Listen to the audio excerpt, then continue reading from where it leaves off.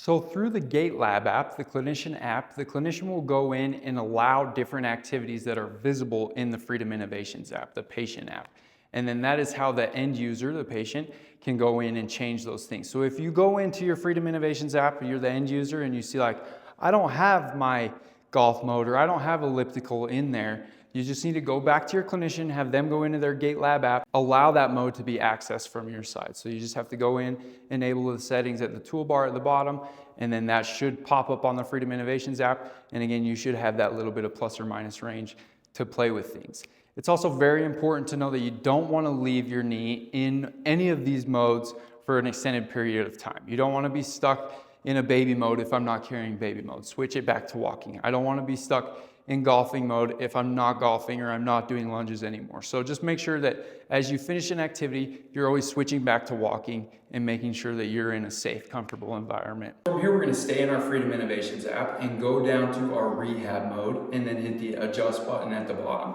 So our rehab mode really allows us to do safe standing and things. And as the end user, you get a lot of control through the Freedom Innovations app. So the first thing you want to look at is the resistance. I'm going to bump my resistance up of just 2 points because in a rehab scenario, I'm probably going to want more support when I'm sitting rather than just sitting down fast. So I turned it up just a little bit so that I have that little bit of extra support. And then I bump my timer up from 2 seconds to 3 seconds. We're going to go through what that does, but that again is just creating a little bit safer environment for me. Now we're going to go to stand up. So this is where that timer comes into play. I want to stand up and I need to get out of the chair, but again, let's pretend that I had a surgery on my left knee. So I'm not quite as strong on my left side as I normally am. So I'm going to stand up and maybe right here I get tired, but you can see this knee is locked. I'm bouncing on it, I'm bouncing, it won't release until I hit that 3-second timeout. And so that 3-second timeout will control how long that knee is locked in if you try to sit back down.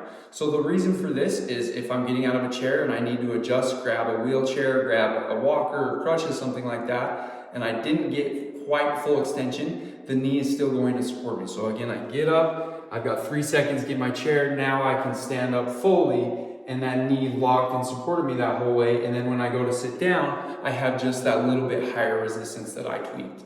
And so this creates, again, just a safer environment when we're in a rehab mode, in a rehab setting. I just had surgery, I'm feeling a little sore, whatever it is. Maybe that day I just am not fitting in my socket fully, so I don't feel comfortable just like standing up and going. So I'm gonna turn on my rehab mode, make sure that I'm safe here. Again, now I have 3 seconds till that's locked, or I can go up. Now I'm locked again, so it will ratchet you up. So basically it won't let you down until you reach that 3-second timeout. Now it releases and lets you sit.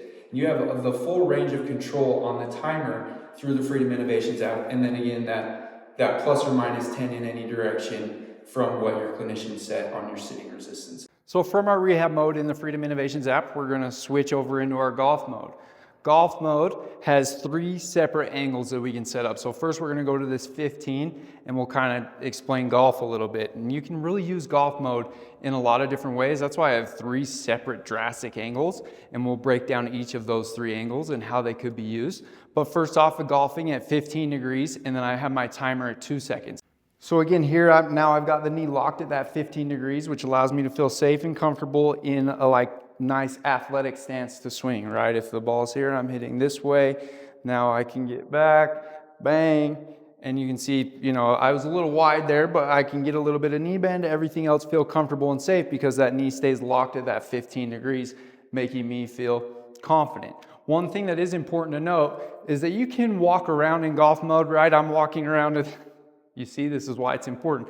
I'm walking around at that 15 degrees, but again, it's not going to let me go past that 15 degrees. So if I walk down the ramp, it's going to throw me forward. So if you're not going to be on the cart for a long time, whatever, if you are walking, if you're a trooper and you're walking the course, maybe it's worth turning off until you're ready to hit again and then getting back in. But really, it just takes a little bit of time of understanding, okay, I'm in golf mode. These are the things I can do. These are the things I can't when I'm just ambulating around and walking comfortably. So now we've gone back into our golf mode and switched to that 35-degree angle, that middle angle. And again, those angles have a range of adjustment as well. Those are just kind of where I have them set. Really in golf mode, I probably, if I was out on the course, would want it maybe a little bit more bent, so up to 19 or 20 degrees.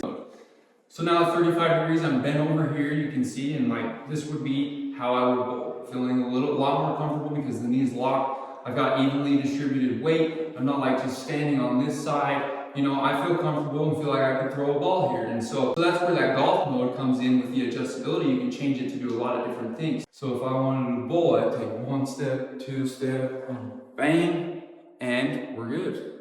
So we're still in the Freedom Innovations app, still in golf mode. Now we're over to our 70 degrees and we're gonna drop that timer down to 0.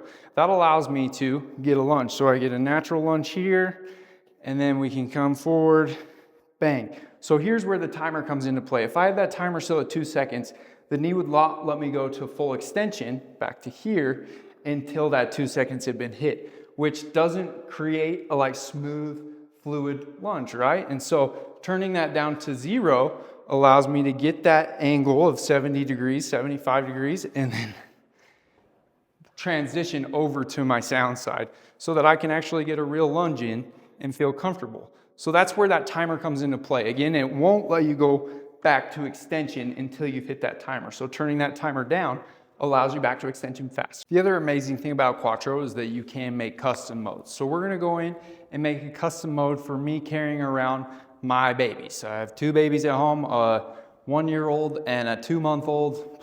It's a lot. So I have a custom mode here I call baby mode that helps me feel safe when I'm walking around. So in my baby mode, I turn my sitting resistance up just a bit because usually I'm holding a baby, so I'm gonna be weighing more. And then also, I just can't see my feet all the time. So it's not a big change, but just enough that I feel just a little bit more supported as I'm sitting down. If I was holding something, couldn't see my feet. I also made slight changes to my walking, taking away some resistance so that the knee, one, in that swing extension resistance is lower, because that way, again, if I can't see my feet, the foot gets out in front of me faster. So I know that I feel safe and comfortable. Even if I can't visually see that my foot is there, I know that it's there because it's out a little bit faster than I need it to. And so the way to make that happen is by turning down my swing extension resistance and raising my heel rise resistance as well. So it's getting out there a little bit quicker and it has a shorter swing.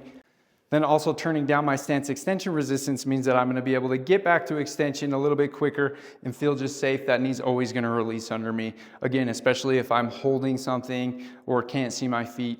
Same thing on stairs, just having that little bit higher resistance really makes a difference.